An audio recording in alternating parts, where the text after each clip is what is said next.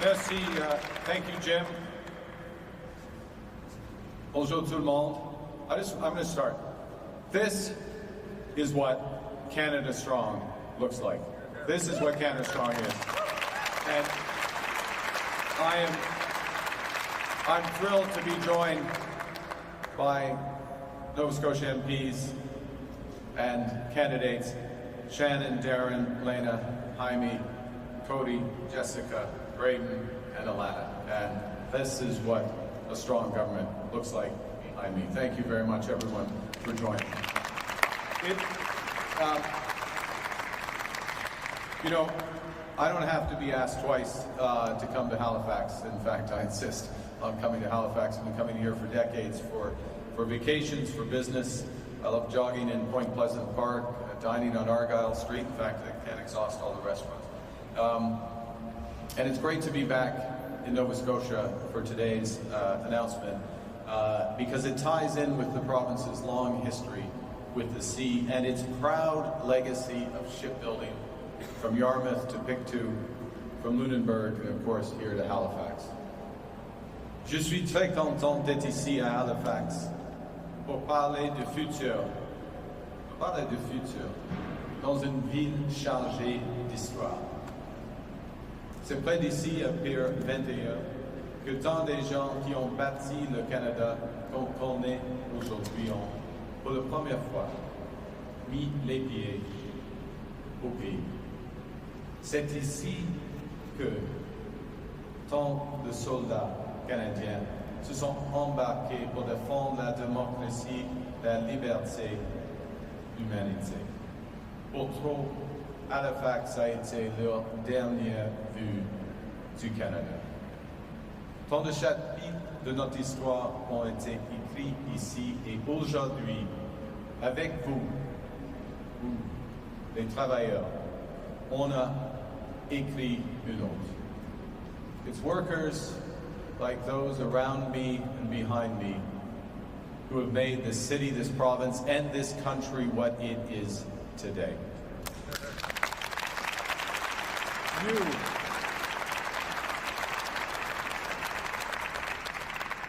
those who came before you, forged our very history, and you are building our future. Whenever Canada is in need, workers such as here at the Irving Shipyard have stepped up. And I want to say thank you. My colleagues want to say thank you on behalf of a grateful nation.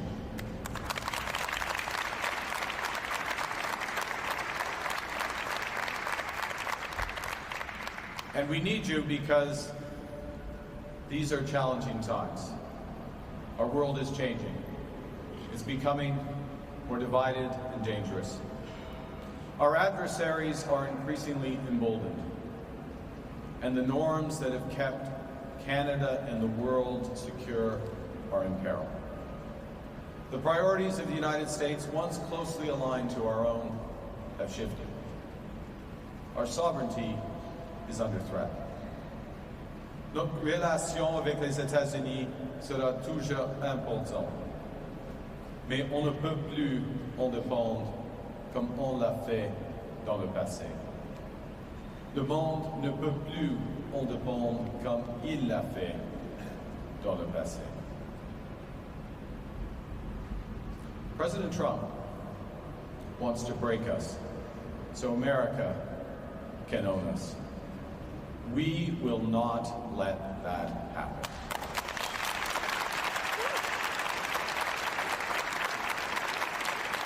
You know, as Canadians, we're over the shock of the betrayal, but we should never forget the lessons. We have to look out for ourselves, and we have to look out for each other. And that's what Canadians do. And that's what my government is doing during this crisis.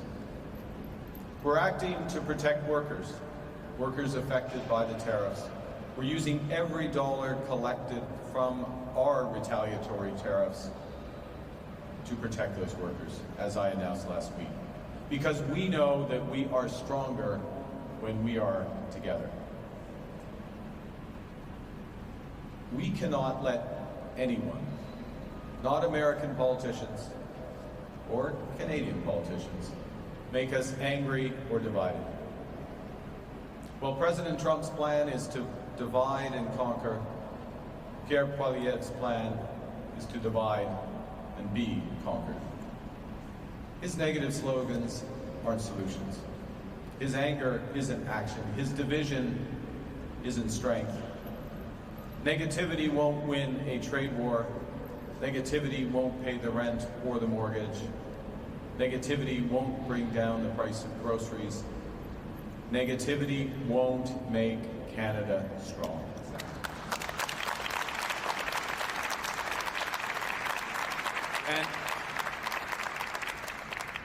And the first part of Canada Strong, it means an armed forces that are well-resourced and has those very resources at the ready. And we're here, I'm here, to make that happen. Our military is still underfunded. Under the last Conservative government, when Pierre Poilievre was a minister, that government was spending less than 1% of GDP on defense. And Conservatives abandoned our armed forces and shamefully abandoned our veterans, closing area offices across Canada. Since then, Canada has doubled down on our national shipbuilding strategy, which right here in Halifax is creating good paying union jobs for Canadian workers.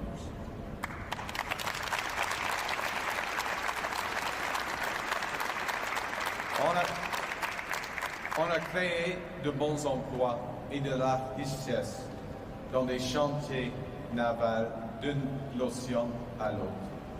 Et depuis, on a renversé la décision du précédent gouvernement conservateur qui a injustement exclu le chantier des vies. On le fait au Québec aussi.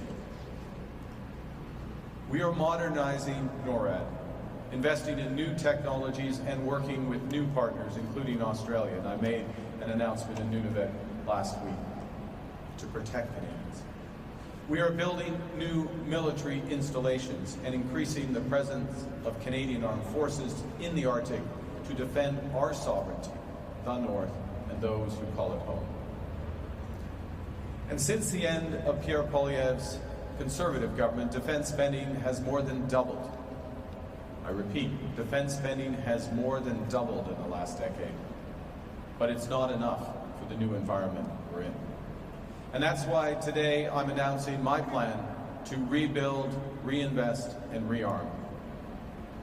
We will expand the capabilities of the Navy with new submarines and additional heavy icebreakers to defend the North. We will deliver an unprecedented acceleration of investment in our armed forces so that we can defend every inch of our sovereign territory while helping to support and defend our allies abroad.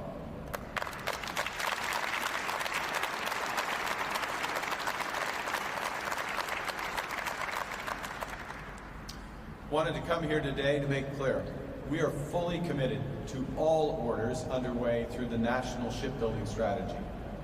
That's over 21,000 jobs across the country, including 9,500 right here in Halifax and Dartmouth, supported each year through the construction of 8 Arctic and offshore patrol ships and 15 River-class destroyers. This is crucial. This is crucial, but you know, when I was, just take a moment, when I was, had the pleasure of taking the tour with Nancy Lockhart, I met a young apprentice, Victoria, who said, "This gives me a career." And that's a key message. We are building for the long term. We're building Canada strong, not for an election cycle, but to protect Canadians. We're building for the long term. And these people behind me, their children, their friends, their neighbors, have careers in and shipbuilding to protect this great country.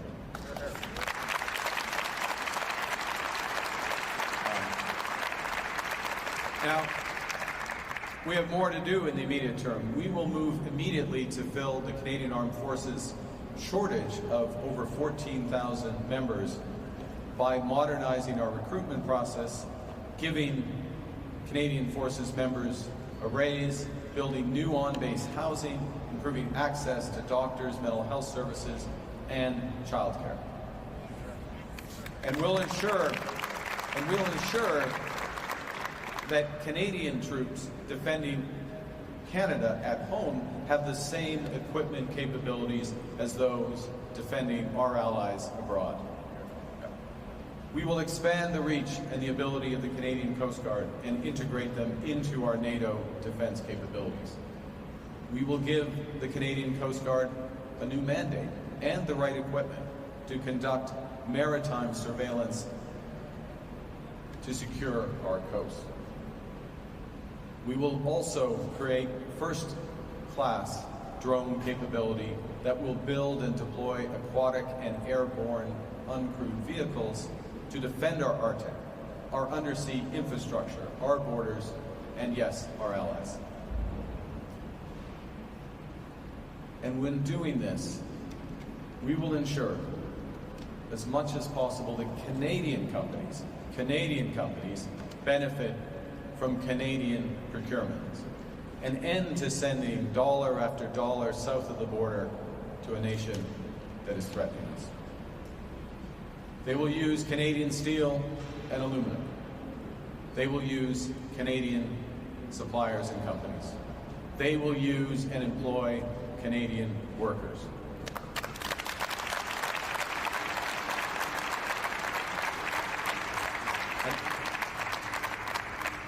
And that's all part of a broader modernization of how we procure. We will modernize our procurement legislation so that our forces can buy equipment when they need and what they need, which is now. Now, we don't want any more excuses for leaving funds on the table when we need to strengthen our defenses. Every dollar will be focused on value for money, ensuring we make wise investments in building our capabilities and getting us to our 2% NATO target before 2030. Our sovereignty faces the greatest threats in generations. The world is becoming more divided and dangerous. And this plan will help ensure that Canada is strong at home, strong abroad. My government is building, arming, and investing in the Canadian Armed Forces. My government is stepping up and fighting for Canada. We're defending our borders, our sovereignty, our minerals, our water, our land, our way of life.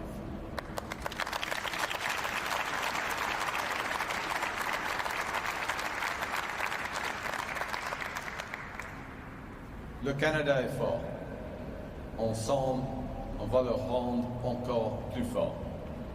On est et on va rester made chez nous. Finally, this is the most consequential election of our lifetimes. And my government is meeting the moment with purpose and with force. Canadians want solutions, not slogans. They want positive action, not anger.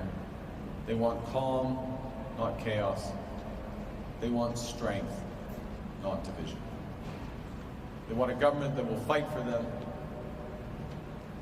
My government is doing that, and we always will, because we know that together, we are Canada strong.